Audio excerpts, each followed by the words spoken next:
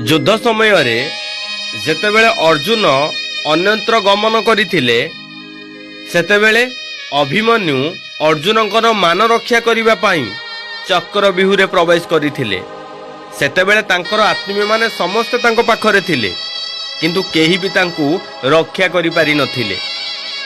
सेथिपई तो भगवान कहिसंती जीवन रे सबु लड़ई एका लड़ीबाकू पड़ी थाए। अन्य माने केवल सांत्वना देबे किंतु आपणक पाखरे केही नथिबे। पितामह भीष्म निजको धर्मज्ञानी बुलाउथिले सेतिकी से जानि पारि नथिले जो भीष्म स्वर्गर राजा इंद्र को परास्त करि पारुथिले ए संसार को क्षेत्रीय विहीन करिथिबा प्रभु परशुराम को सहित युद्धरे परास्त हेई नथिले शराघात रे निजर जीवन देइथिले। संसार को आसीथिबा प्रत्येक प्राणींकर बाहुबल चिरस्थायी नुहे कि सर्वश्रेष्ठ मनुष्यर धन बल चिरस्थायी नुहे। केवल एठी धर्मर बल चिरस्थायी होई थाए।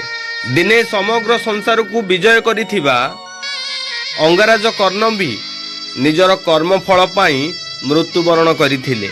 आपण जे धन बल आ बाहुबल को नहीं गर्व करूछंती ना दिन एमिति आसीबो से सब किछि भी आपणक पाखरे नथिबो। केवल आपणक धर्म बल आपणक साथी रे थिबो।